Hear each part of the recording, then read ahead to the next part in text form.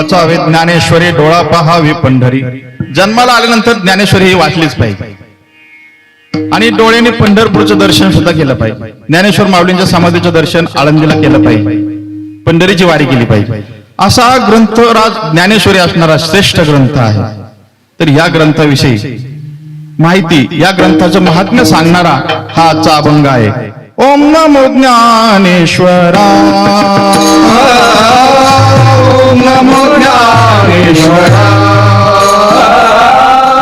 ओम नमो ज्ञानेश्वरा, ओम नमो ज्ञानेश्वरा, ओम नमो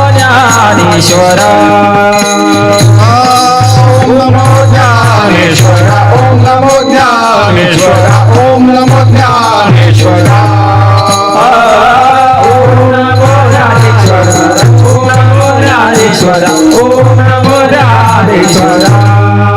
करुणा करा दयाळा, करुणा करा दयाळा, हे करुणा करा दयाळा, तुमचा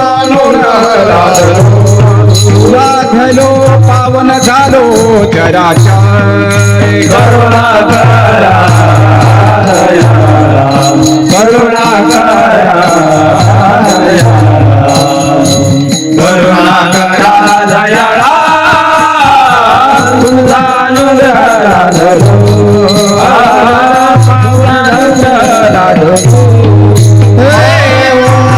ज्ञानेश्वरा करुणा करा दयाळा, तुझा अनुग्रह धरो, पावन झालो चराचर.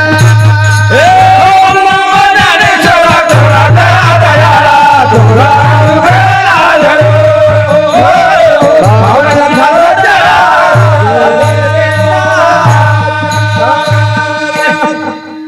हरे. ओम नमो ज्ञानेश्वरा, करुणा करा दयाळा, तुमचा अनुग्रह लादलो पावन झालो चराचरी.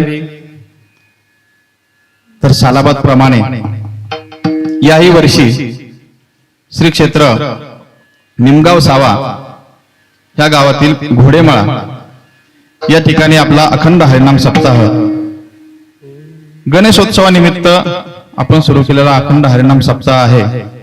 तर या सप्ताहातील दुसऱ्या दिवसाची सेवा आपणा सर्वांच्या कृपेने माझ्याकडे आलेली आहे. तर आपल्या या अखंड हरिनाम सप्ताहासाठी उत्तम गायक मंडळी आहेत. पानसरे महाराज आहेत, बाबू महाराज बनकर आहेत, गणेश महाराज वाघमारे आहेत, देशमुख गणेश महाराज देशमुख आहेत, धोंडकर महाराज आहेत, उत्तम गायक आहेत, पंढरीनाथ महाराज आहेत, हे गायक महाराज उत्तम आहेत, बबन महाराज आहेत. उत्कृष्ट प्रकारची साथ या ठिकाणी आहे. तुकाराम महाराज देखील उत्तम साथ करतायत. तसेच आमचे परमस्नेही असणारे हरिभक्तपरायण विजय महाराज खाडे या देखील या ठिकाणी कीर्तनाला उपस्थित आहेत. ते माझ्या पाठीशी उभे आहेत, म्हणून मला काही काळजी करण्याची गरज नाही. तसेच मृदंग साथीसाठी आमचे रोहन महाराज खाडे उत्कृष्ट मृदंग वादक आहेत. त्याचप्रमाणे आपण सर्व भाविक मंडळी, श्रोते मंडळी उत्कृष्ट प्रकारे श्रवणाचं काम करत आहात.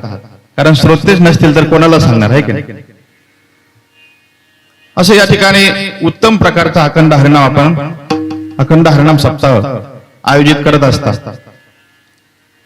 काही कारणास्तव आता कोरोनाच्या महामारीमुळे 1-2 वर्ष खंड पडला होता. तरी या ठिकाणी कार्यक्रम झालेलेच आहेत, कीर्तनाचे, प्रवचनाचे. परंतु मोठ्या स्वरूपामध्ये 2 वर्षानंतर या ठिकाणी कार्यक्रम झालेला आहे. तर या प्रसंगी द्वितीय दिवसाची सेवा माझ्या वाट्याला आपणा सर्वांकडून, खाडे महाराजांकडून, तसेच आमचे विजय महाराज गाडगे यांच्याकडून, आणि आपण सर्व प्रेमाचे मंडळी आहात. कारण मी देखील तुमच्यातलाच आहे. म्हणून असे प्रेमाचे सर्व मंडळी असल्यामुळे या ठिकाणी सेवेचा योग आलेला आहे. सेवेसाठी हरिभक्तपरायण रसाळ महाराजांचे या देखील कीर्तन होतं. तिकडे काही मंडळ गेले होते, आता इकडे आलेले. कारण भरपूर कीर्तनाच्या सेवा या ठिकाणी होत असतात. कारण निमगाव सावामध्ये भरपूर वारकरी मंडळी आहेत, धार्मिक मंडळी आहेत, म्हणून कीर्तनाच्या उत्तम प्रकारच्या सेवा अनेक सप्ताह या ठिकाणी होत असतात. अशी गावं खूप कमी प्रमाणात पाहायला मिळतात. एवढे कीर्तन होतात, एवढे भगवत सप्ताह होतात, कारण आज काळाची गरज आहे. समाजाला जर योग्य दिशेवर आणायचं असेल तर कीर्तन सद्मार्गाला लावण्याचं साधन आहे. चांगल्या मार्गाला लावण्याचं साधन म्हणजे कीर्तन. संतांचे विचार समाजाला दिले गेले पाहिजे.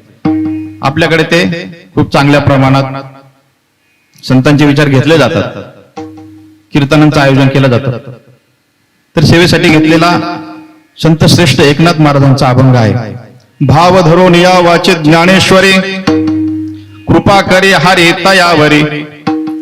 भाव धरून या, अनन्य भावाने भक्ती केली पाहिजे, अनन्य भावाने वाचन केलं पाहिजे.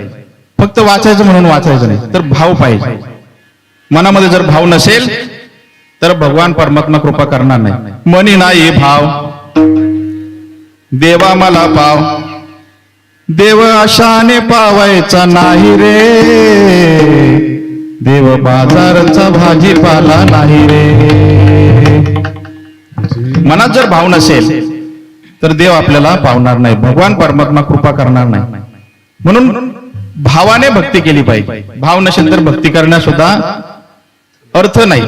आणि मग अशा भक्तीने आपल्याला भगवत प्राप्ती होणार नाही, मुक्ती मिळणार नाही. भावे विन भक्ती, भक्ती विन मुक्ती, बळे विन शक्ती बोलू नये. म्हणजे भाव असल्याशिवाय भक्तीला किंमत राहत नाही. म्हणून मनामध्ये भाव पाहिजे. आणि असा हा उत्तम भाव श्रद्धा ठेवून ज्ञानेश्वरीचं वाचन केलं तर भगवान आपल्यावर कृपा करेल, असं महाराजांनी सांगितले. आता संत श्रेष्ठ एकनाथ महाराजांचा अधिकार खूप मोठा आहे. शांती ब्रह्म म्हटलेले आहे त्यांना. एकनाथ महाराज खरोखर शांती ब्रह्म होते. एकनाथ महाराजांना आयुष्यामध्ये कधी राग आलाच नाही. इतर लोकांना देखील प्रश्न पडला की ह्या नाथबाबांना राग का येत नाही, राग का येत नाही. सतत प्रसन्न चेहरा करून असतात. दुसऱ्याविषयी दया असते मनामध्ये, भूतदया, सर्वांना सारखेपणाने वागवणारे, कोणावरही राग न करणारे असे संत श्रेष्ठ एकनाथ महाराज. मग इतर लोकांनी ठरवलं गावामध्ये की या बाबांना काही राग येत नाही, आता आपण राग आणू त्यांना. वेगवेगळे प्रयत्न चालू केले राग आणण्यासाठी. एकनाथ महाराज आपल्या वाड्यातून निघाल्यानंतर स्नान करण्यासाठी नदीवर जायचे. आणि नदीवर जात असताना त्या नदीजवळच एक शेड होता, त्या ठिकाणी एक यवन राहत होता. त्या यवनाला सांगितलं लोकांनी की तुला पाहिजे ते बक्षीस देतो आम्ही, पण हे एकनाथ महाराज आहेत ना बाबा, यांना राग आणायचा, राग आणून दाखवायचा.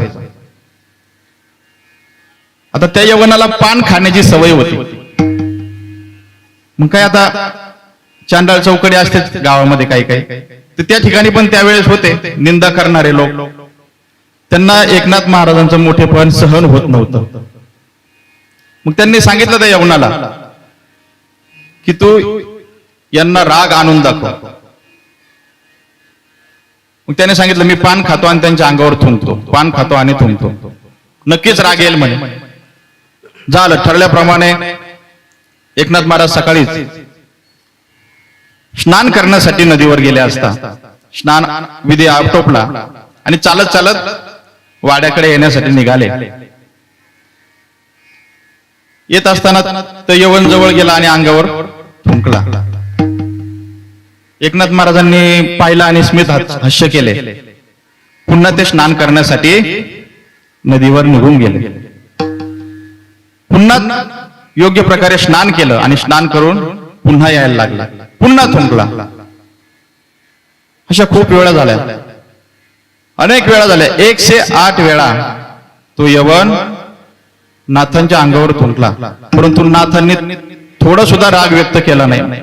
त्यांना राग आलाच नाही. उलट त्यांना वाटलं अरे वा, आज खूप चांगला दिवस आहे आपला, आज आपल्याला ह्याच्यामुळे 108 वेळा गंगा स्नान झालेले, 108 वेळा स्नान झाले, एवढं पुण्य प्राप्त झालेलं आहे आपल्याला.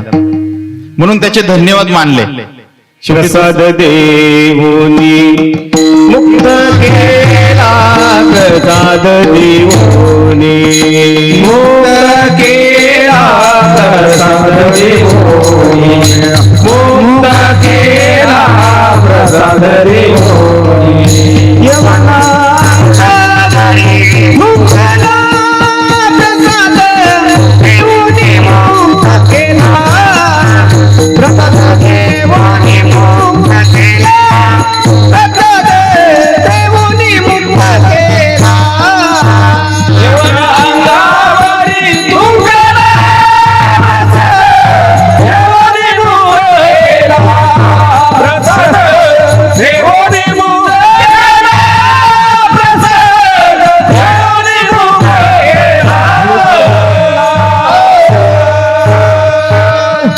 यवन अंगावर थुंकला, प्रसाद देऊन मुक्त केला. म्हणजे पहा, तो यवन अंगावर येऊन थुंकला तरी सुद्धा त्याच्यावर कृपाच केली, त्याच्यावर राग व्यक्त केला नाही, त्याला शाप दिला नाही. आपल्यासारखा असता तर चुकून जरी थुंकला असता, चुकून मुद्दामून नाही, चुकून जरी थुंकला असता तर आपण त्याला नाही ते बोललो असतो, शिक्षा केली असती. परंतु संतांचं तसं नसतं. संत हे दुसऱ्यावर कृपाच परोपकार करत असतात. आंब्याचं झाड माहिती आहे तुम्हाला, आंब्याच्या झाडाला आपण कितीही दगड मारा परंतु झाड आपल्यावर रागवत नाही, उलट दगड मारणाऱ्याला 2 कायड्या बक्षीस म्हणून देऊन टाकतात, आहे का नाही? तसे संत असतात परोपकारासाठी. संत श्रेष्ठ एकनाथ महाराजांनी सुद्धा त्या यवनाला त्याच्यावर कृपा केली, प्रसाद देऊन मुक्त केला, परंतु रागावले नाही. हाही प्रयत्न फसला गेला, कारण एकनाथ महाराजांना राग आलाच नाही. काय करावं? गावातील लोकांना प्रश्न पडला, काय करावं, यांना राग आणायचंय, एकनाथ महाराजांना राग आणायचंय, काय करावं? मग त्यांची सभाच भरलेली असायची बाहेर. तो ओटा असतो ना, पारावर बसून निंदा करायची, ह्याच्या कुटाळक्या कर, त्याच्या कुटाळक्या कर. चांगला माणूस दिसला की त्याची निंदा सुरू करायची. एकनाथ महाराजांची निंदा करू लागले. तेवढ्यात जवळच्याच गावातून एक ब्राह्मण गृहस्थ चालत येत होते. त्यांनाही थोडीशी अडचण होती. त्यांना त्यांच्या मुलाचा मौजी बंधनाचा कार्यक्रम करायचा होता, मुंज करायची होती मुलाची. त्यांना 200 रुपयाची गरज होती. त्या काळामध्ये 200 रुपयामध्ये सर्व कार्यक्रम होणार होता. त्यांनी विचार केला, पैठण गावामध्ये आपल्याला मदत मिळेल, काहीतरी मदत घेऊ. आणि ते चालत नेमकं त्या पारावर जे बसले होते लोक निंदा करत, त्यांच्याकडे आले आणि त्यांना सांगितलं की मला असा माझा प्रश्न आहे, मुलाच्या मुंजीच्या कार्यक्रमासाठी मला 200 रुपयाची गरज आहे म्हणे, तेवढी मदत होईल का? ते बोलले, हो, तुला 200 रुपये आम्ही देतो, परंतु त्या बदल्यात तुला एक काम करावं लागेल. तो बोलला, हो चालेल, करेल काम. मग त्या लोकांनी त्या ब्राह्मणाला सांगितलं की तुला हे एकनाथ महाराज आहेत ना, यांना राग आणून दाखवायचा, त्यांना राग येईन असं काहीतरी तू कर. त्यांना राग आला की मग तुला 200 रुपये बक्षीस देणार. त्याने सांगितलं, चालेल, ठीक आहे, करतो म्हणे. नाईलाज असतो त्याला सुद्धा तयार व्हावं लागलं, कारण त्याला अडचण होती, पैशाची अडचण होती, 200 रुपये पाहिजे होते. म्हणून तो दुसऱ्या दिवशी सकाळीच नाथ महाराज पूजा करत असताना बाहेरून ताड चालत गेला. पायातल्या चपला सुद्धा काढल्या नाही, चपला सगट गेला. नाथ महाराज पूजा करत असताना जाऊन डायरेक्ट त्यांच्या मांडीवर जाऊन बसला. त्याला वाटलं की आता यांना नक्की राग येणार, परंतु नाथ महाराजांनी त्याच्याकडे पाहिलं आणि स्मित हास्य केलं आणि सांगितलं, माझ्याकडे खूप लोक येत असतात रोज, परंतु तुम्ही माझ्या प्रेमामध्ये इतके वेडे आहात, माझ्याविषयी तुम्हाला एवढी आपुलकी आहे, चपला काढण्याचं सुद्धा तुम्हाला भान राहिलं नाही आणि एकदम माझ्या जवळ डायरेक्ट मांडीवर येऊन बसलात. खरोखर तुमचं प्रेम माझ्याविषयी अथांग आहे. मग त्या ब्राह्मणाचा पहिला प्रयत्न फसला. तो शर्मेने पुन्हा खाली बसला. त्याला वाटलं आता हा प्रयत्न फसला, आता अजून काहीतरी प्रयत्न करायला पाहिजे. पूजा वगैरे आटोपल्यानंतर जेवणासाठी पानं वाढली गेली. नाथ महाराजांच्या शेजारीच त्या ब्राह्मणाला देखील पान वाढलं गेलं आणि जेवायला बसल्यानंतर वाढायला सुरुवात केली. गिरिजाबाई आल्या, संत श्रेष्ठ एकनाथ महाराजांच्या धर्मपत्नी. त्यांनी वाढायला सुरुवात केली. वाढत असताना त्या वाढण्यासाठी खाली वाकल्या. खाली वाकल्यानंतर हा ब्राह्मण उठला आणि पटकन जाऊन पाठीवर बसला. त्यावेळेस एकनाथ महाराजांनी पाहिलं आणि आपल्या पत्नीला सांगितलं, म्हटले, गिरिजे, बाळ पाठीवर बसलेले, जपू ना, पडू देऊ नकोस.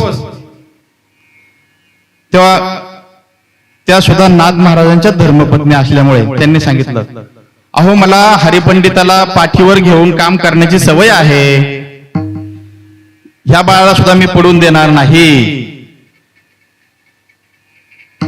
दुसराही प्रयत्न त्या ठिकाणी फसला गेला. ते खाली उतरले आणि मग नाथ महाराजांच्या डोक्यावर साष्टांग दंडवत घातला, पायावर दंडवत घातला. श्री संताची ये माथा चरणावरी, श्री संताची माथा चरणावरी, श्री संताची माथा चरणावरी, श्री संताची माथा चरणावरी. साष्टांग हे करी दंडवत, साष्टांग हे करे दंडवत, विश्रांती पावलो सांभाळ उत्तरी, विश्रांती पावलो सांभाळ उत्तरी. साष्टांग हे करे दंडवत, साष्टांग हे करे दंडवत, विश्रांती पावलो सांभाळ उत्तरी, विश्रांती पावलो सांभाळ उत्तरी. श्री संताची माथा चरणावरी, साष्टांग हे करी दंडवत, साष्टांग हे करी दंडवत. श्री संताची माथा चरणावरी, साष्टांग हे करी दंडवत, साष्टांग हे करी दंडवत.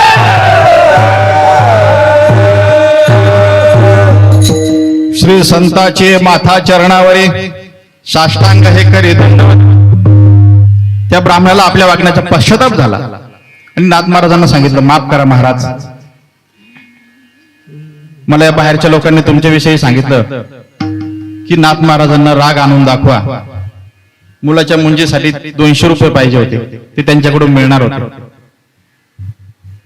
त्यानंतर नाथ महाराजांना सांगितलं, अरे तू हे जर आधीच सांगितलं असतं तर तुझ्यासाठी मी राग आणला असतं म्हणे. म्हणजे पहा संत किती महान असतात. संत खरोखर महान असतात. दुष्ट माणूस असला, कसाही माणूस असला तरी त्याच्यावर कृपा करतात. भगवान परमात्मा तसं करत नाही.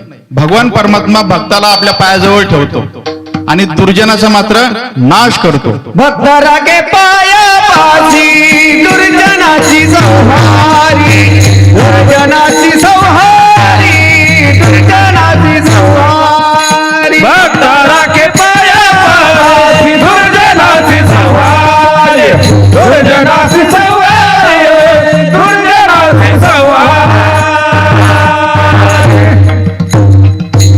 भक्ता राखे पायापाशी दुर्जनाशी संहारी. भगवान परमात्मा दुर्जनाचा नाश करतो, परंतु संत दुर्जनाला सुद्धा जवळ करतात आणि दुर्जनाला सुद्धा सज्जन बनवण्याचं काम करतात. फक्त सज्जन बनवत नाही तर आपल्यासारखे बनवतात, स्वतः सारखे बनवतात. असे संत असतात. संतांनी ज्याच्यावर कृपा केली त्याचा उद्धार झाल्याशिवाय राहत नाही.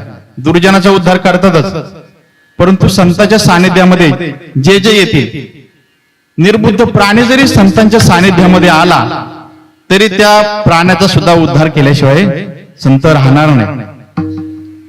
ज्ञानेश्वर महाराजांनी सुद्धा काय केलं तर निर्बुद्ध असणारा जो प्राणी आहे रेडा, याच्या मुखातून वेद बोलवून घेतले.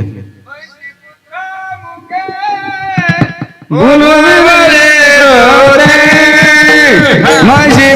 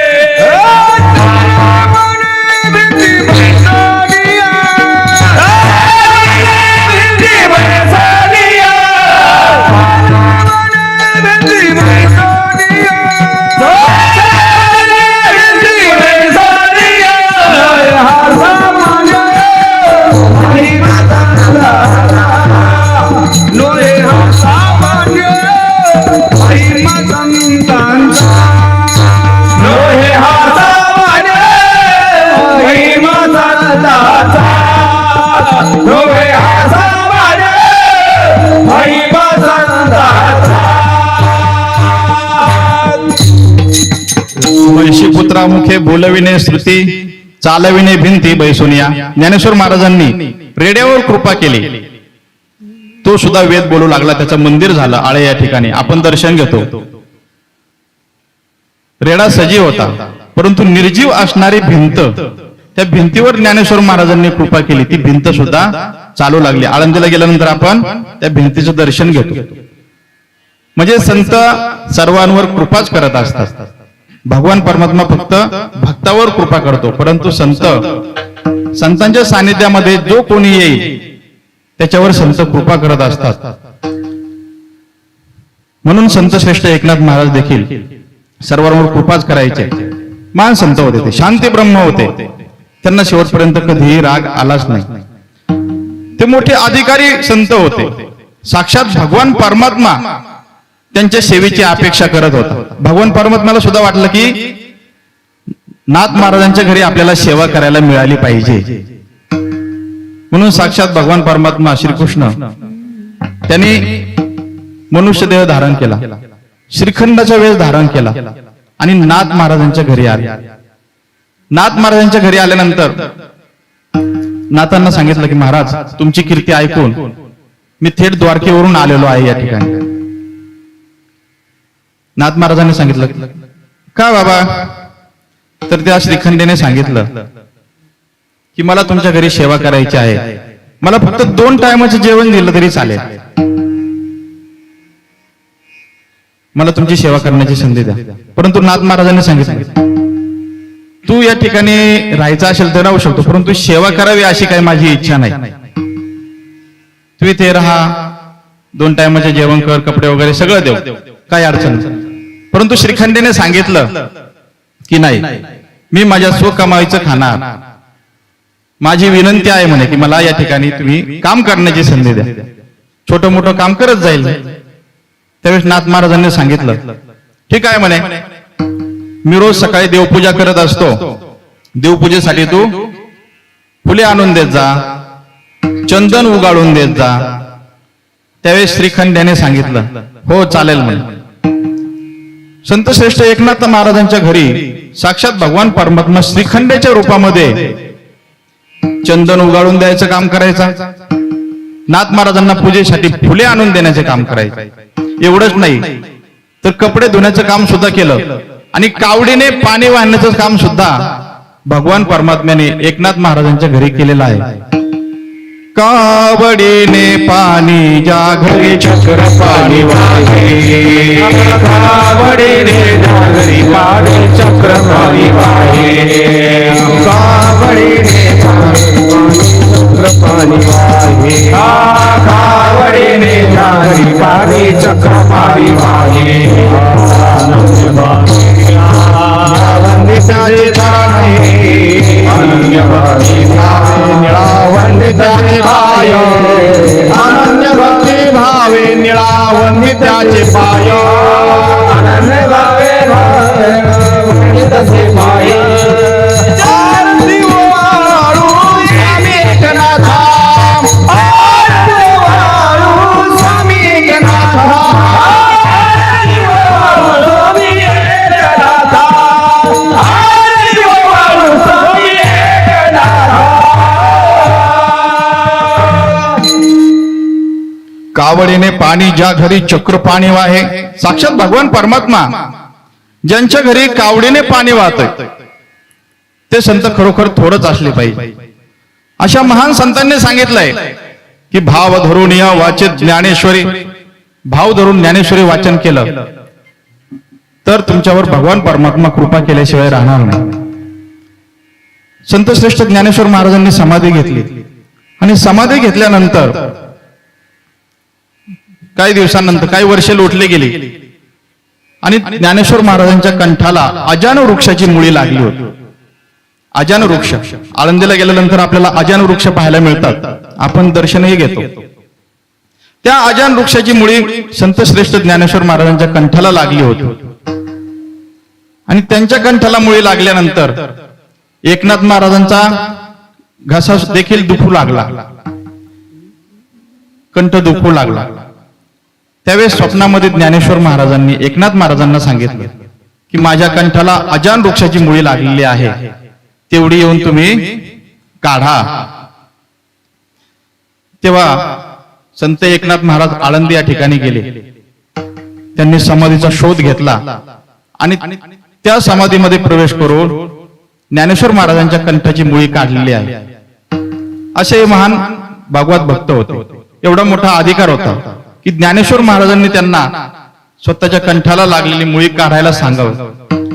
असे हे शांती ब्रह्म असणारे एकनाथ महाराज ते ज्ञानेश्वरी या ग्रंथाविषयी वर्णन करतात की खरोखर श्रेष्ठ ग्रंथ आहे. ह्या ग्रंथातली आपण ओवी एकतरी ओवी आपण घेतली पाहिजे. एकतरी अनुभवावे, एकतरी ओवी अनुभवावे, एकतरी ओवी अनुभवावे, एकतरी ओवी अनुभवावे, ज्ञान देवी एकतरी ओवी अनुभवावी, एकतरी ओवी अनुभवा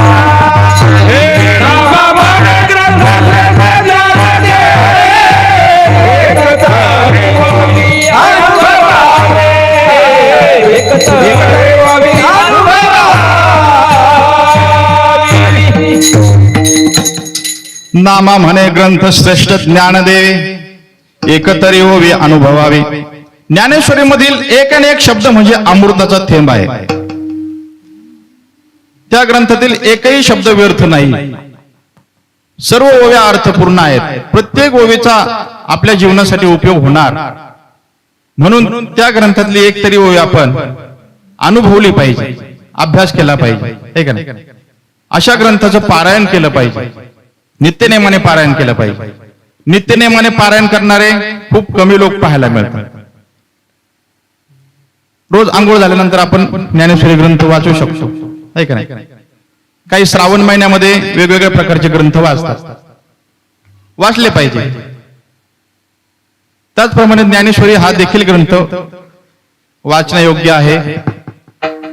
कारण ज्ञानेश्वरी म्हणजे गीतेवर केलेलं भाष्य आहे. वेदापेक्षा श्रेष्ठ ग्रंथ कुठला जर असेल तर तो म्हणजे भगवद्गीता आहे. आणि अशा भगवद्गीतेवर संत श्रेष्ठ ज्ञानेश्वर महाराजांनी भाष्य केलेलं आहे. ज्यावेळेस निवृत्ती ज्ञानदेव सोपान मुक्ताबाई हे तीर्थयात्रा करत करत नेवाशी या ठिकाणी पोहोचले गेले. नेवाशाला गेल्यानंतर तिथे मंदिराच्या ओट्यावर बसले असताना त्यांनी पाहिलं की समोरूनच एक प्रेत यात्रा चाललेली आहे. प्रेत यात्रा चालत होती. कोणीतरी व्यक्ती मृत झालं होतं. सर्व लोक निघाले होते. त्यावेळेस मंदिराजवळ पाहिलं संत मंडळी दिसत आहेत म्हणे कोणीतरी. अनेक लोक दर्शनाला देखील आले. काही स्त्रियाही दर्शनाला आले. एक स्त्री त्यांचं दर्शन घेतल्यानंतर तिला त्यांनी आशीर्वाद दिला. ज्ञानेश्वर माऊलींनी आशीर्वाद दिला, अष्टपुत्री सौभाग्यवती भव असा आशीर्वाद दिल्यानंतर ती स्त्री उठली आणि त्या मातेने माऊलींना विचारलं म्हणे, महाराज आशीर्वाद या जन्माचा दिलाय की पुढच्या जन्माचा दिलाय? माऊली म्हणाले, नाही, याच जन्माचा आशीर्वाद दिलाय. त्यावेळी तिने सांगितलं की माझे पती आजच मरण पावलेले आहेत, त्यांची अंत्ययात्रा निघालेली आहे आणि मी अंत्ययात्रेसाठीच जात आहे. मग तुमचा आशीर्वाद कसा लागू होणार म्हणून? त्यावेळेस माऊलींनी सांगितलं, नाही, मी दिलेला आशीर्वाद खरा होणार. त्यावेळेस माऊली उठले आणि ज्या ठिकाणी प्रेत यात्रा चालली होती त्या ठिकाणी माऊली गेले. त्या प्रेताला खाली ठेवण्यास सांगितले. खाली ठेवायला सांगितल्यानंतर माऊलींनी त्या मातोश्रीला विचारलं की नाव काय आहे म्हणे. त्यांनी सांगितलं सच्चिदानंद. माऊलींनी डोक्यावरून हात फिरवला, सच्चिदानंद सच्चिदानंद असा 3 वेळेस आवाज दिला. ज्याप्रमाणे झोपेतून उठतो माणूस त्याप्रमाणे ते सच्चिदानंद उठून बसले. विठ्ठला विठ्ठला विठ्ठला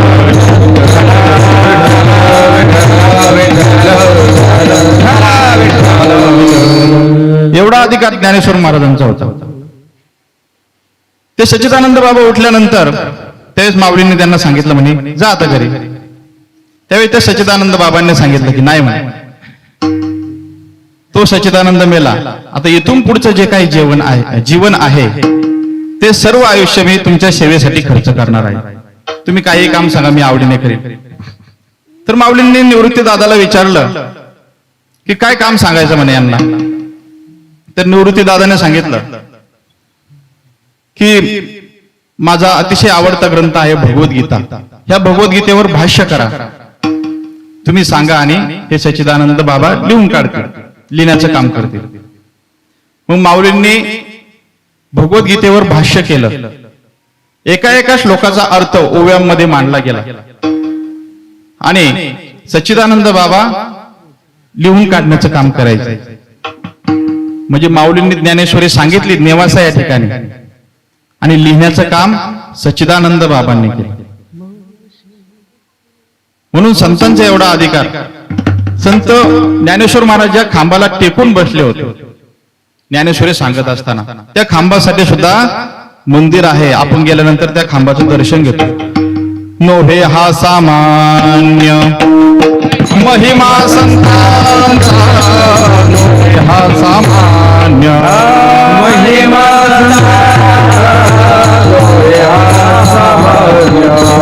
महिमा संताचा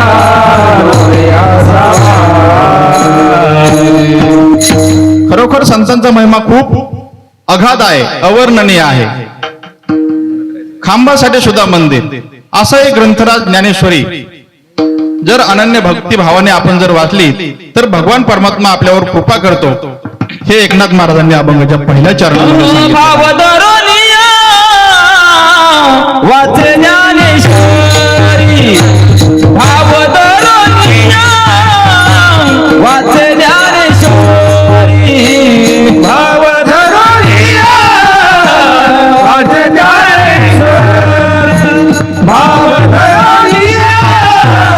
वाचे ज्ञानेश्वरी भावधरोनिया, वाचे ज्ञानेश्वरी भावधरोनिया, वाचे ज्ञानेश्वरी भावधरोनिया, वाचे ज्ञानेश्वरी भावधरोनिया, वाचे ज्ञानेश्वरी. कृपा करील हरी दयावारी, कृपा करील हरी दयावारी, सोमुखे आपण सांगितले श्री विष्णू, सोमुखे सांगितले श्री विष्णू. कृपा करी हरी दयावारी, कृपा करी हरी सोमुखे आपण सांगितले श्री विष्णू, सोमुखे आपण सांगितले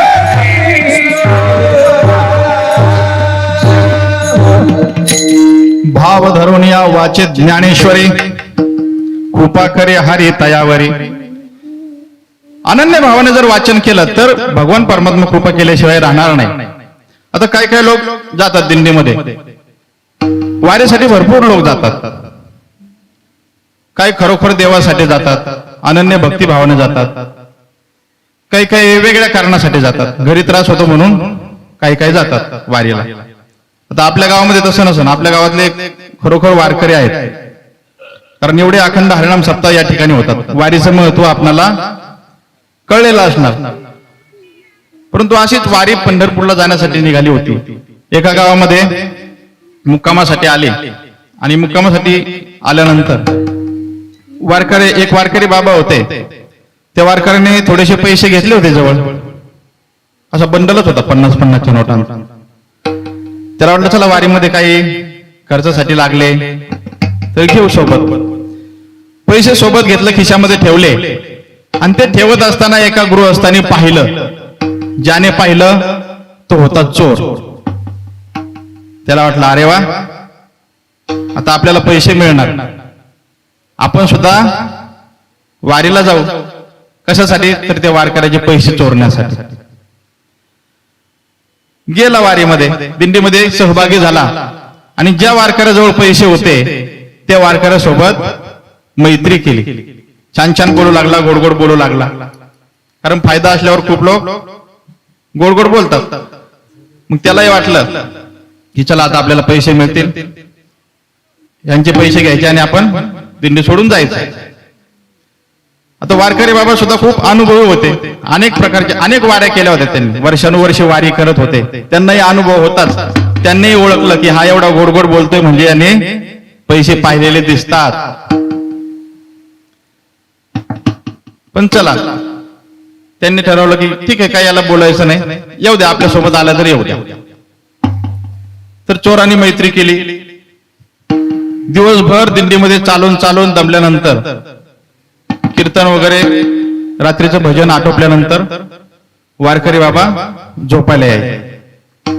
तो चोर जो होता तो सुद्धा त्यांच्या शेजारी झोपलेला असायचा. म्हणजे तो कीर्तनाला भजनाला जात नव्हता, कीर्तन भजन चालू असताना तो झोपायचा.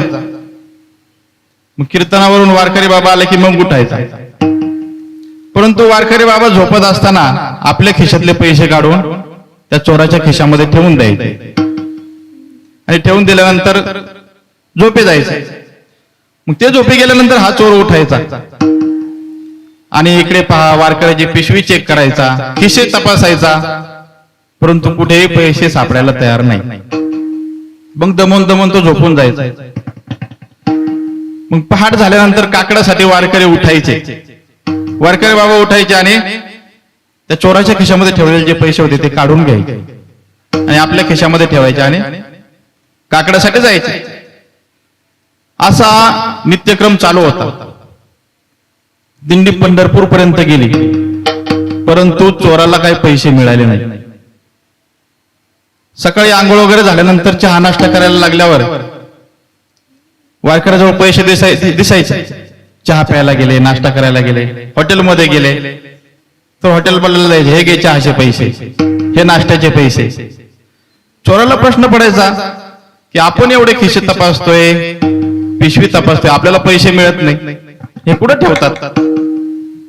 त्यावेळी त्या चोराच्या मनामध्ये देखील परिवर्तन झालं. पंढरपूर पर्यंत जाईपर्यंत त्याच्या मनामध्ये बदल झाला. कारण संतांच्या संगतीत जरी राहिलं तरी आपलं कल्याण झाल्याशिवाय राहत नाही. वारकऱ्याच्या सानिध्यामध्ये राहिल्यामुळे त्या चोराचं मन देखील परिवर्तन झालं, त्याच्या मनामध्ये बदल झाला.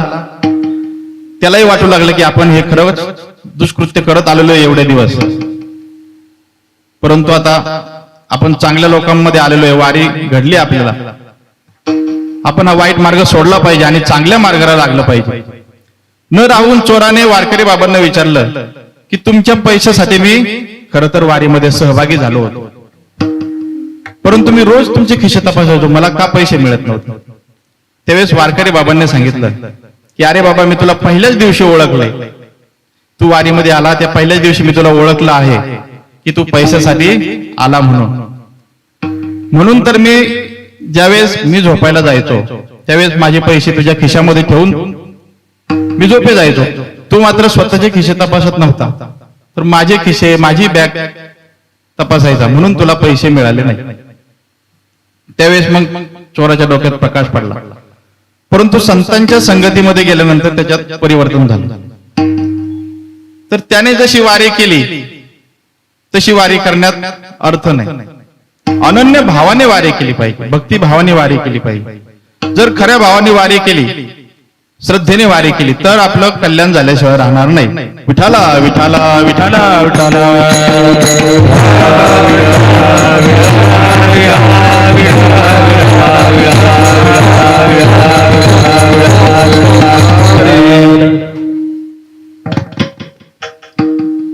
संत श्रेष्ठ एकनाथ महाराज सांगतात, भाव धरून या वाचे ज्ञानेश्वरी, कृपा करी हरी तयावय. भक्ती ही भाव ठेवून अनन्य भावाने केली तर त्याचा निश्चित फायदा होतो. जो मज होय अनन्य शरण, त्याचे निवारे मी जन्म मरण. या लागे शरणागता शरण्य मीची एकू. अनन्य भावाने शरण केलं तर भगवान परमात्मा त्याचं दुःख नाहीसं करतो, दुःख निवारण करतो. आणि ज्ञानेश्वरीमध्ये भगवद्गीतेचं भाष्य आहे. ज्यावेळेस कुरुक्षेत्रावर युद्ध करण्यासाठी अर्जुनाला भगवान परमात्मा श्रीकृष्ण घेऊन गेले. श्रीकृष्णाने अर्जुनाचं सारथ्य करण्याचं काम केलं, रथ हाकण्याचं काम केलं. रथ घेऊन भगवान परमात्मा कुरुक्षेत्रावर गेले आणि कोणासमोर जाऊन उभे राहिले तर ज्या ठिकाणी भीष्माचार्य होते, अर्जुनाचे भाऊबंद होते, चुलत भाऊ कौरव, हे जे माणसं होती यांच्या समोर जाऊन रथ उभा केला. त्यावेळेस अर्जुनाने सर्वांकडे पाहिलं.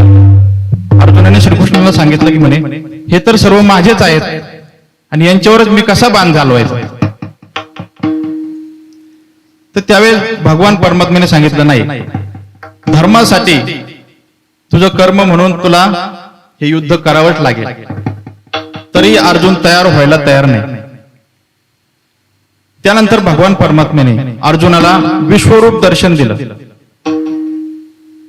भव्य असं विश्वरूपाचं दर्शन अर्जुनाला झालं, दर्शन झालं. तसंच गीता हे अमृताचं ताट म्हणजे सर्वश्रेष्ठ ग्रंथ आहे भगवद्गीता. हा ग्रंथ श्रीकृष्णाने अर्जुनाला सांगितला, परंतु फक्त अर्जुनासाठी सांगितलं नाही तर आपणा सर्वांसाठी सांगितलेलं आहे. गीतारूपी अमृताचं ताट हे भगवान परमात्म्याने अर्जुनासाठी जरी तयार केलेलं असलं तरी आपण सर्व पाहुणे म्हणून त्या ठिकाणी गेलो आणि आपल्याला सुद्धा ह्या भगवद्गीतेचा लाभ झालेला आहे. आता उदाहरणार्थ एखाद्या घरी जर जावई बापू जेवणासाठी आले तर उत्तम प्रकारचा जेवणाचा बेत केला जातो. श्रीखंड, पुरी, बासुंदी, लाडू वगैरे वगैरे काय असेल ते उत्तम प्रकारचा बेत केला जातो. उत्कृष्ट जेवण बनवलेलं आहे, जेवायला बसलेलं आहे, जेवण वाढलेलं आहे. जेवायला सुरुवात करणार तेवढ्यात माझ्यासारखा एखादा वारकरी त्या ठिकाणी गेला, दरवाजातून केला आणि दरवाजात जाऊन जय हरी असा आवाज दिला. तर काय बोलणार ते, या महाराज या या या या बसा बसा. वारकऱ्याला सुद्धा आग्रहाने बसवणार आणि वारकऱ्याला सुद्धा जेवायला वाढणार, आग्रहाने जेवायला वाढणार आहे की नाही. परंतु वास्तविक पाहता हे पंचपक्वानाचं जेवण वारकऱ्यासाठी तयार केलं होतं का? नाही, तर ते जावई बापूंसाठी तयार केलं होतं. परंतु वारकरी सहज तिथे पाहुणा म्हणून गेला, म्हणून वारकऱ्याला सुद्धा जेवणाचा लाभ झाला. तसंच भगवद्गीता हा ग्रंथ भगवंताने अर्जुनासाठी सांगितला, अर्जुनाला उपदेश म्हणून. परंतु आपल्या सर्वांना, आपण सर्व त्या ठिकाणी पाहुणे म्हणून गेलो आणि आपल्याला सुद्धा भगवद्गीतेचा लाभ झाला.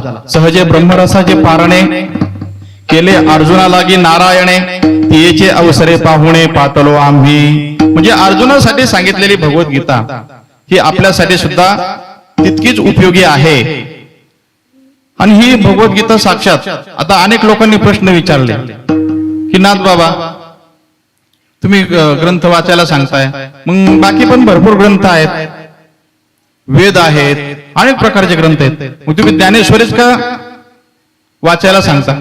तर नाथ बाबा सांगतात की ही ज्ञानेश्वरी साक्षात भगवान परमात्म्याने सांगितलेले आहे. हेच दुसऱ्या चरणामध्ये पण सांगतो श्री विष्णू, सांगतो श्री विष्णू, सौख्यपण सांगतो श्री विष्णू, सौख्यपण सांगतो श्री विष्णू,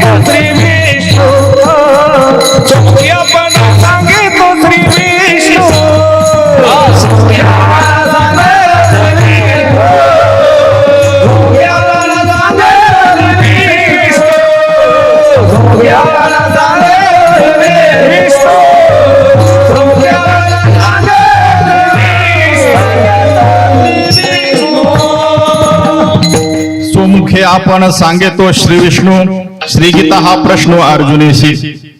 साक्षात भगवान श्रीकृष्णाने अर्जुनाला भगवद्गीता सांगितलेली आहे.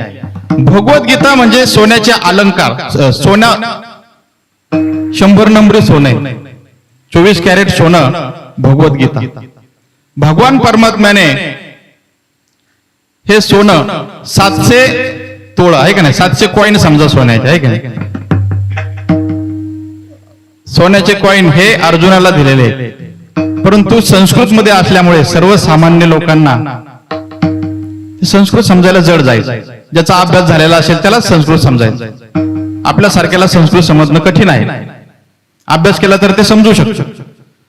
भगवद्गीतेचे श्लोक उच्चार करायला देखील कठीण आहे. मम वंशो जीवलोके जीवभूत सनातनः मनःष्ठानि इंद्रियाणि प्रकृतिस्थानि कर्षति. अशा प्रकारे अनेक 700 श्लोक भगवान परमात्म्याने सांगितले. सर्वसामान्य लोकांना समजण्यास कठीण जायला लागलं. मग त्यावेळेस भगवान परमात्म्यालाच प्रश्न पडला की आता हे ज्ञान सर्वसामान्यांपर्यंत नेलं पाहिजे, कसं न्यावं. तेव्हा भगवान परमात्म्यालाच पुन्हा अवतार घ्यावा लागला ज्ञानेश्वर महाराजांच्या रूपाने. साक्षात महाविष्णूने अवतार घेतला ज्ञानेश्वर महाराजांच्या रूपाने. आणि ज्ञानेश्वर महाराजांनी भगवद्गीतेवर भाष्य केलं. नाम ज्ञानेश्वरी गीता अलंकार. नाम ज्ञानेश्वरी गीता अलंकार. नाम ज्ञानेश्वरी गीता अलंकार. नाम ज्ञानेश्वरी ब्रह्मानंद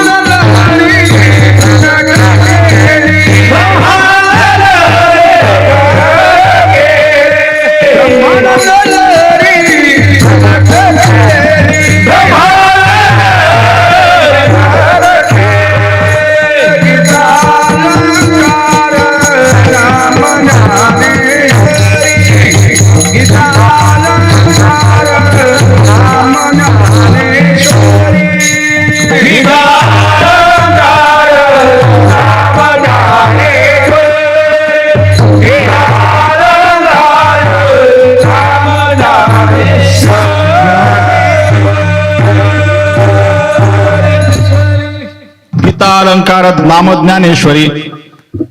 भगवद्गीतेचे अलंकार म्हणजे भगवद्गीता म्हणजे सोनं आहे. परंतु त्या सोन्याचे अलंकार केल्याशिवाय त्या सोन्याला शोभा येत नाही. अलंकार करूनच आपण ते अलंकार गळ्यामध्ये घालणार आहे, हातामध्ये, बोटामध्ये. वेगवेगळे सोन्याचे अलंकार केल्यानंतर त्याला शोभा येते, ते आपण परिधान करतो. सोन्याचा कॉईन जसाच्या तसा आपण गळ्यात बांधतो का? नाही बांधू शकत. म्हणून ज्ञानेश्वर महाराजांनी भगवद्गीतेवर भाष्य केलं आणि 700 श्लोकांपासून 9000 पर्यंत ओव्या रचलेल्या आहेत. गीतेवरील भाष्य म्हणजेच ज्ञानेश्वरी आहे. भगवद्गीतेचे जर अलंकार असतील तर ते ज्ञानेश्वरीतील ओव्या आहेत.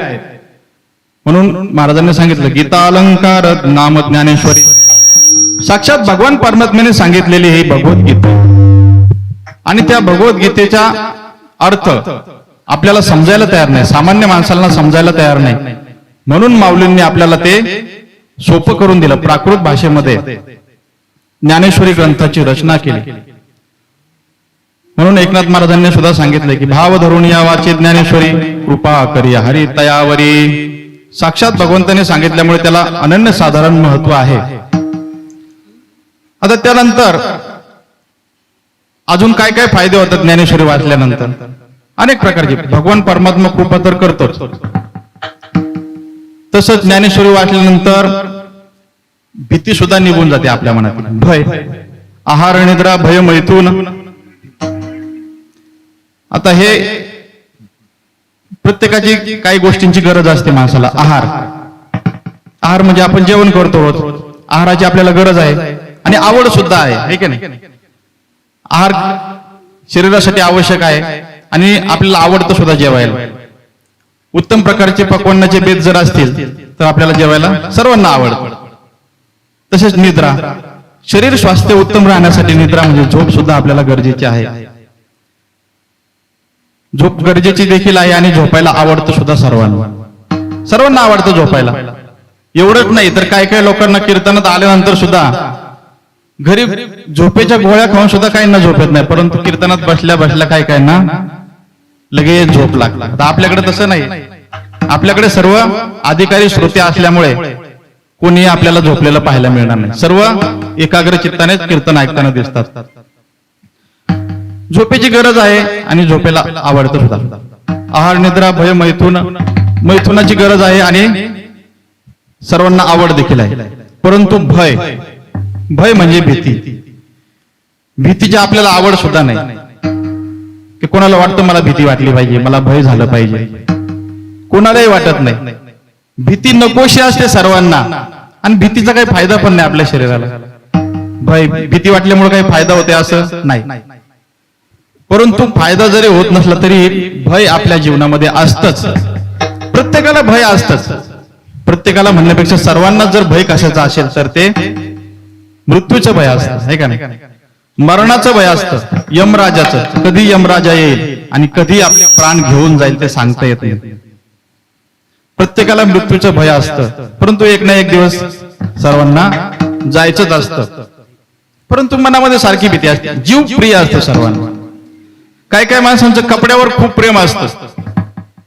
उत्तम प्रकारचे कपडे घातले, इस्त्री केली, चांगल्या दर्जाचे कपडे आहेत, महागातले आहेत, म्हणून कपड्याची खूप काळजी घेतात काही काही लोक.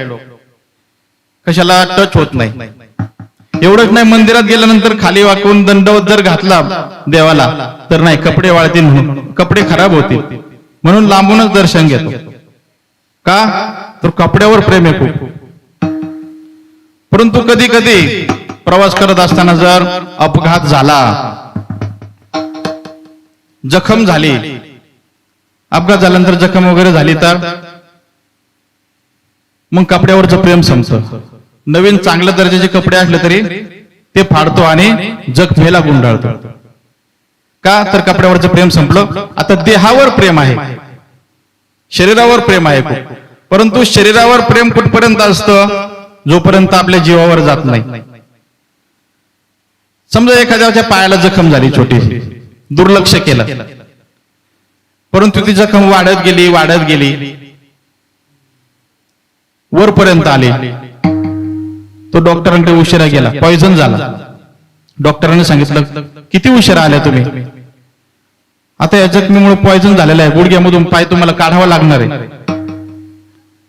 त्या गृहस्थांनी सांगितलं, अहो डॉक्टर असं काय बोलता, माझी मुलं परदेशामध्ये असतात, त्यांना इकडे येऊ द्या, महिनाभरात येतील ते, विचार करू आणि मग सांगू तुम्हाला. त्यावेळी डॉक्टर सांगतात नाही चालणार नाही म्हणे. महिनाभरात म्हटल्यानंतर कमरेतून काढावं लागेल पाय.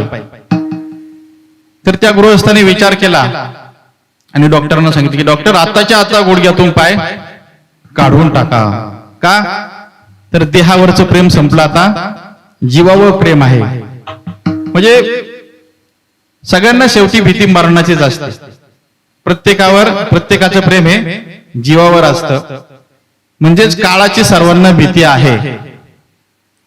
परंतु एकनाथ महाराजांनी सांगितलंय की हे ज्ञानेश्वरीचं वाचन केल्यानंतर तुम्हाला साक्षात यमराजाची सुद्धा भीती राहणार नाही, मरणाची सुद्धा भीती राहणार नाही. हेच महाराजांनी तिसऱ्या चरणामध्ये सांगितलं. ज्ञानेश्वरी वाचे वरदासाचे, ज्ञानेश्वरी वाचे वरदासाचे, ज्ञानेश्वरी वाचे वरदासाचे, ज्ञानेश्वरी वाचे वरदासाचे, ज्ञानेश्वरी वाचे वरदासाचे, ज्ञानेश्वरी वाचे वरदासाचे, ज्ञानेश्वरी वाचे वरदासाचे. भयंकर काळाचे नाही तया, भयंकर काळाचे नाही तया, व्यापार सांगे तो श्रीवेणू, व्यापार सांगे तो श्रीवेणू, व्यापार सांगे तो श्रीवेणू, व्यापार सांगे तो श्रीवेणू. तेची ज्ञानेश्वरी वाचे वदता साचे, भयकळी काळाचे नाही तया. आता एका म्हाताऱ्या आजीबाई एका महाराजांकडे गेल्या आणि त्यांनी सांगायला सुरुवात केली की अहो बाबा, तुम्ही सांगता ज्ञानेश्वरी वाचा, भीती जाईल, भीती जाईल, परंतु मी वाचन करते, लिहिता वाचता येतं मला, वाचन करते मी, परंतु माझ्या मनातली भीती काही जायला तयार नाही हो. तुम्ही सांगता त्याचे ज्ञानेश्वरी वाचे वदता साचे, भय कळी काळाचे नाही तया. आता वाचन करून देखील भीती जात नाही, म्हणजे वाचनामध्ये काहीतरी दोष असला पाहिजे. तेच महाराजांनी विचारलं, म्हणे कसे वाचता तुम्ही, कधी वाचता? त्यावेळेस त्यांनी सांगितलं की म्हणे मी रोज वाचते, संध्याकाळच्या वेळेस वाचते, वाचन करते, टीव्ही चालूच असतो घरामध्ये, टीव्हीला वेगवेगळ्या प्रकारच्या सिरियल लागतात, ते पाहते, जाहिरात लागले की पुन्हा ज्ञानेश्वरी वाचायला सुरुवात करते, जाहिरात संपली की पुन्हा टीव्ही पाहायला सुरुवात करते. आता असं वाचन केल्यानंतर त्याचा काही फायदा होणार आहे की आपल्याला? नाही होणार. तर अनन्य भावाने, भक्ती भावाने ज्ञानेश्वरीचं वाचन केलं तर आपल्याला कळी काळाचा भय राहत नाही. तर नाथबाबांना अनेक प्रश्न विचारले गेले की म्हणे तुम्ही सांगता काळाचं भय राहत नाही, आणि ज्ञानेश्वरीचा आणि काळाचा काय संबंध? काळ कसं काय आपल्याला प्रसन्न होणार, काळाचं भय का राहणार नाही आपल्याला? तर विचार करा की एखादे वारकरी महाराज, वारकरी बाबा जर एखाद्या गावामध्ये गेले, नवीनच प्रथमच गेल्यानंतर त्यांना घरी जायचं असतं, ज्यांनी बोलवलं त्यांच्या घरी जायचं असतं, विचारत विचारत ते जातात. पाटलांच्या घरी जायचं असल्याने पाटलांचा वाडा कुठे विचारलं तर जात असताना वाड्याजवळ गेले, आणि जवळ गेल्यानंतर ते पाटलांचं पाळलेलं असं कुत्रं होतं. ते कुत्रं धावत धावत धावत आलं आणि त्या वारकऱ्यावर धावलं. वारकऱ्यावर धावल्यानंतर थोड्याच वेळात आता चावणार ते. तर त्यावेळेस त्या वारकऱ्यांनी विनंती केली आजूबाजूच्या माणसांना की अहो वाचवा या कुत्र्यापासून. तर ते कुत्र खूप म्हणजे तिखट होतं म्हणतात, म्हणजे चावणार. तर त्यावेळेस वारकरी बाबांना लोकांनी सल्ला दिला की अहो हे कुत्र ज्याचं आहे त्यांना हाक मारा तुम्ही, ते सोडवतील तुम्हाला त्याच्यातून. त्यांनी विचारलं हे कोणाचं आहे कुत्र? तर त्यावेळेस लोकांनी सांगितलं पाटलांचंच आहे म्हणे. तर पाटलांना, अहो पाटील साहेब ऐका, कुत्रा आवरा, तुमचं कुत्रा आवरा. पाटील घरामध्येच नाश्ता करत बसले होते. पाटलाला वाटलं हे कोणीतरी कोणावर तरी आपलं कुत्र धावलं, आपल्या कुत्र्याच्या तावडीमध्ये सापडलं कोणीतरी. पाटलाने न उठता घरातूनच आवाज दिला, मोत्या मोत्या यू. यू म्हटल्याबरोबर आलं लगेच. यू म्हटल्याबरोबर वारकऱ्याला त्या कुत्र्याने सोडलं आणि वाड्याकडे पळत गेलं. वारकरी बाबा पाटलाकडे गेले, घरामध्ये गेले. घरामध्ये गेल्याबरोबर पाटलाने सांगितलं, वारकरी महाराज तुम्ही आलात, या या या या. आदरातिथ्य केलं, पाया पडले, डोकं पायावर डोकं ठेवून दर्शन घेतलं, चहा पाणी दिला, नाश्ता दिला. हे सर्व कुत्र पाहत होतं. कुत्र्याने विचार केला, अरे आपला मालक ह्या गृहस्थांचं दर्शन घेतोय, म्हणजे हा माणूस नक्की चावण्याच्या लायकीचा नाही, म्हणजे याला आपण चावलं नाही पाहिजे हे त्याला देखील समजलं. चहा नाश्ता झाल्यानंतर वारकरी बाबा जाण्यासाठी निघाले. पाटलाने सांगितलं ठीक आहे म्हणे, येत जा अधून मधून, इकडे आल्यानंतर येत जा आमच्या घराकडे. वारकऱ्याने सांगितलं हो येत जाईल. आणि जात असताना कुत्र दारातच होत. कुत्र्याजवळून वारकरी गेले. कुत्र साधं भुंकलं पण नाही, चावणं तर दूरच राहिलं, पण भुंकलं सुद्धा नाही. का? तर कुत्र्याला समजलं की आपल्या मालकाची ज्या माणसावर कृपा झालेली त्या माणसाला आपण चावायचं नाही. मग त्याचप्रमाणे भगवान परमात्मा म्हणजे मालक आहे सर्वांचा. हरी पांडुरंग सर्वांचा मालक, विश्वाचा मालक आहे. पांडुरंगाची कृपा ज्याच्यावर होईल त्याला काळ सुद्धा काही करू शकत नाही, यमराजा सुद्धा काही करू शकत नाही. म्हणून महाराजांनी सांगितलंय, भय काही काळाचे नाहीत या, भय काही काळाचे नाहीत या, भय ज्ञानेश्वरी वाचे वदता साचे ज्ञानेश्वरी वाचे वदता साचे ज्ञानेश्वरी वाचे वदता साचे ज्ञानेश्वरी वाचे वदता साचे वय कैकाळाचे नाही तया वय काळाचे नाही दया वय काळाचे नाही दया हे ज्ञानेश्वरी वाचल्यानंतर काळाचं भय राहत नाही, मृत्यूचं भय राहत नाही. त्यानंतर एकनाथ महाराजांनी सांगितलंय की तुमच्या मनामध्ये काही भगवत भक्तीविषयी जर काही संशय असेल तर तो संशय तुम्ही सर्व सोडून द्या आणि तो संशय सोडून आपल्या मनामध्ये ज्ञानेश्वरी धारण करा आणि ज्ञानेश्वरीचं वाचन करा. हे शेवटच्या चरणामध्ये सांगितलं आहे. जनार्दनी संशय जाणोनी गजाननी संशय जाणोनी हे गजाननी संशय गजाननी संशय जाणोनी हे गजाननी संशय जाणोनी हे गजाननी संशय जाणोनी हे गजाननी संशय जाणोनी हे गजाननी संशय जाणोनी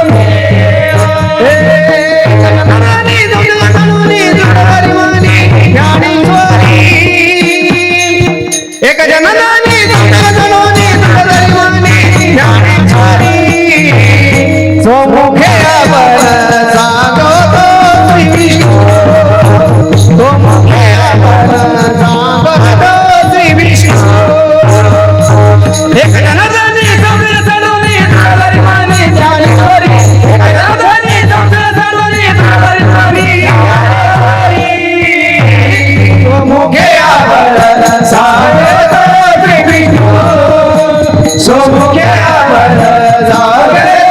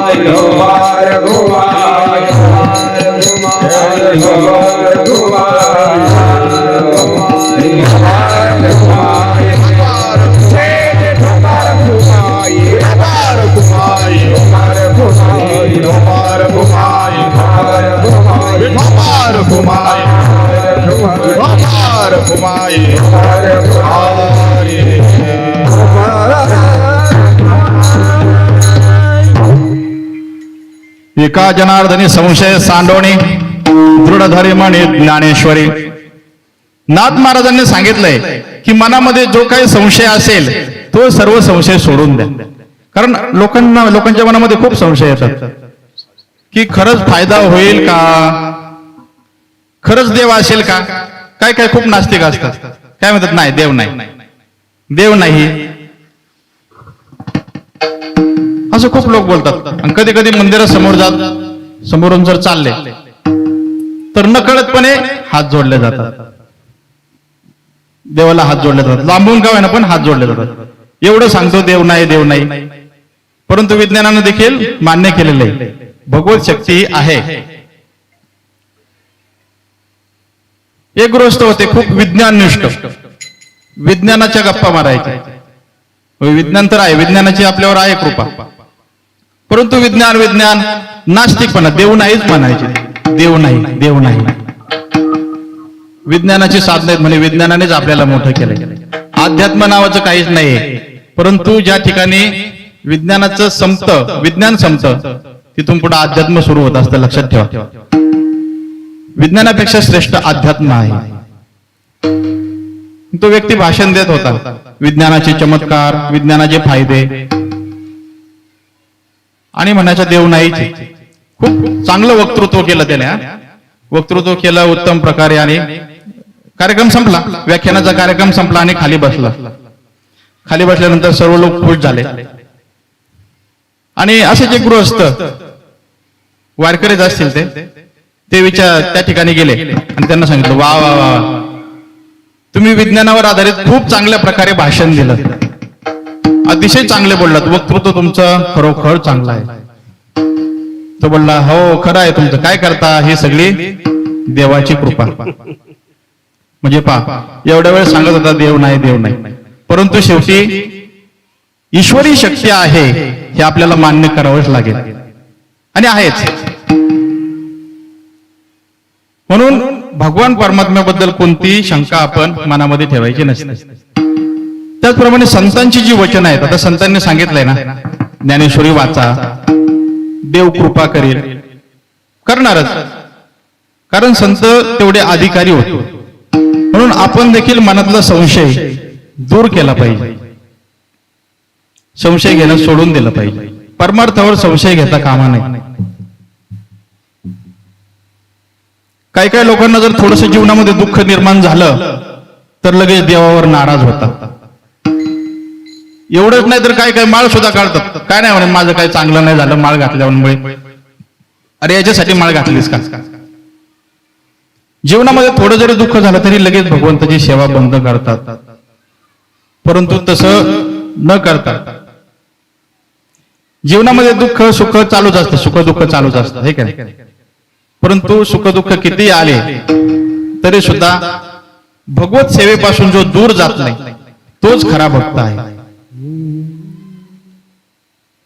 आणि आपल्या गावामध्ये सुद्धा मी सांगू इच्छितो तुम्हाला, महान भगवत भक्त जर खरोखर असतील तर माझ्या अनुभवाप्रमाणे आमचे विजय महाराज खाडे, जीवनामध्ये कितीही दुःख येऊ परंतु त्यांची भगवंताची सेवा अखंडपणे चालू आहे आणि चालू राहणारच आहे. कारण भगवान परमात्म्याने सर्वांना, म्हणजे पाचवीच्या दिवशीच म्हणतात, सर्वांच्या कपाळावर सर्वांचं आयुष्य लिहिलेलं असतं, जीवनपट लिहिलेला असतो, ते कोणीही बदलू शकत नाही. म्हणून आपण आपली भक्ती नेहमी चालूच ठेवली पाहिजे. अनेक संत आहेत उभ्या महाराष्ट्राला ज्यांचं नाव माहित आहे, संत गाडगे बाबा. स्वच्छता करायची, गावोगावी जाऊ कीर्तन करायचे, लोकांना उपदेश करायचे. आज सर्व गावामध्ये स्वच्छता अभियान राबवलं जातं, ते महान संत गाडगे बाबांच्या नावानेच राबवलं जातं. तर ते गाडगे बाबा सुद्धा भगवत चिंतनापासून कधीही दूर झाले नाही. चालू कीर्तनामध्ये त्यांना निरोप आला, म्हणजे महाराज तुमचा एकुलता एक मुलगा गोविंदा हा मृत झालेला आहे. त्यावेळेस गाडगे बाबांनी सांगितलं, अरे किती गेले कोट्या कोटी, काय रडू एकासाठी. जो जन्माला आलेला आहे त्याचा मृत्यू हा निश्चितच असतो, त्यामध्ये आपल्याला कोणालाही बदल करण्याचा अधिकार नाही. गाडगे बाबांनी पुन्हा कीर्तन सुरू केलं, किंचितही दुःख मानलं नाही. म्हणून मनामधील संशय दूर केला पाहिजे. आपल्यावर सुख दुःख काहीही आलं तरी आपण भगवत चिंतनापासून दूर जाता कामा नये. विठाला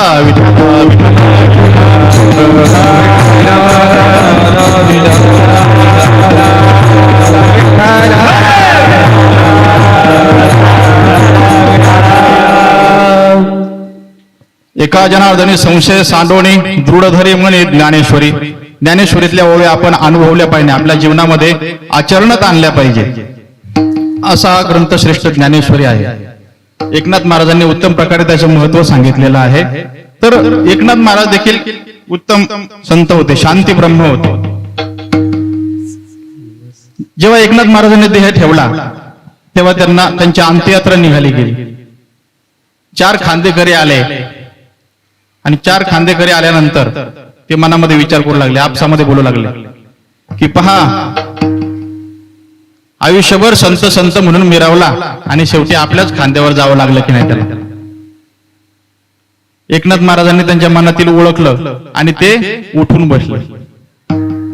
उठून बसल्यानंतर खाली उतरले, म्हणले ठेवा खाली ठेवा, मला तुमच्या खांद्यावर नाही जायचं म्हणे, माझा मी नंतर जाईल, चला.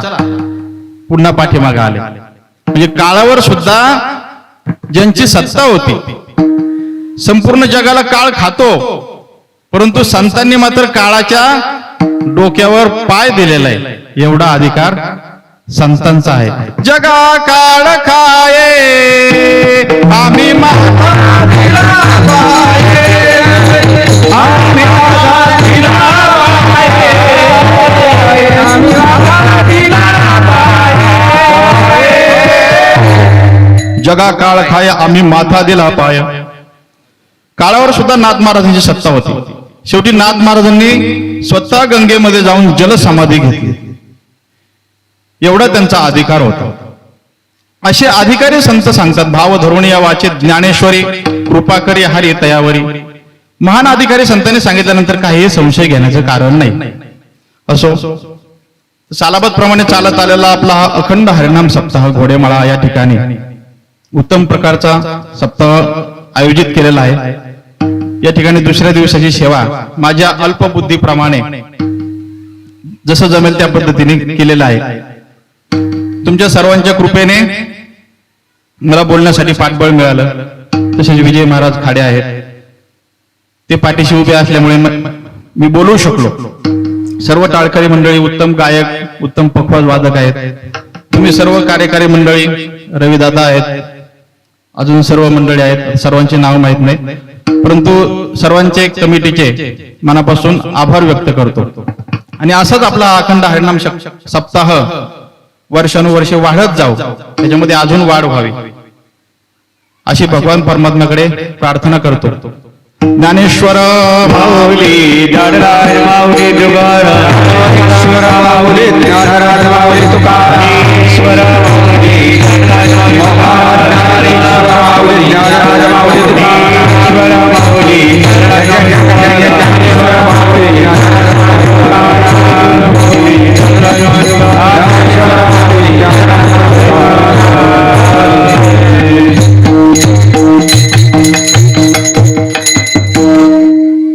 भाव धरून यावाचे ज्ञानेश्वरी कृपा करी हरी तयावरी. स्वमुखे आपण सांगेतो श्री विष्णू, श्री गीता हा प्रश्न अर्जुनेशी.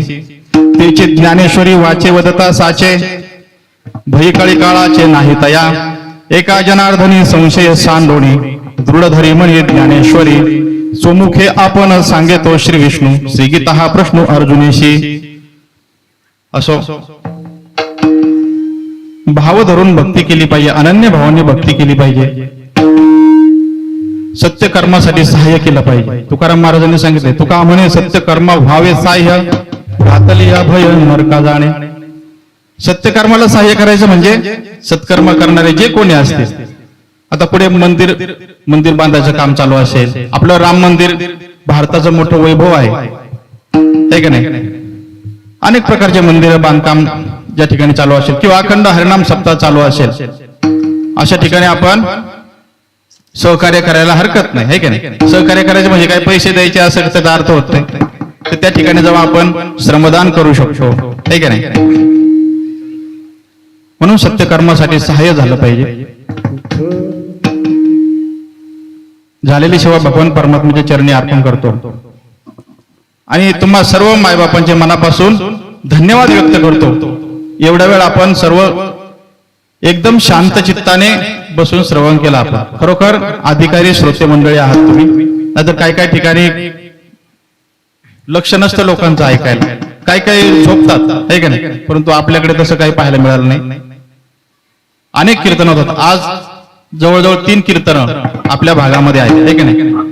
तिकडे कीर्तन श्रवण करून इकडे आलेच होते, तरी सुद्धा उत्साहाने कीर्तन ऐकतायत, उत्साहाने कीर्तन श्रवण करतात. गायक मंडळी सुद्धा उत्साहाने अतिशय साथ करतायत. सर्व पखवाज वादक सुद्धा उत्तम साथ करतायत. म्हणजे पहा, भगवताचं चिंतन करत असताना कसल्याही प्रकारचा कंटाळा कोणाला नाही. म्हणून सर्व कलाकार गुणीजन मंडळींचे आभार व्यक्त करतो. आणि तुम्हा सर्व मायबापांचे आभार व्यक्त करतो आणि सेवेला पूर्ण विराम देतो.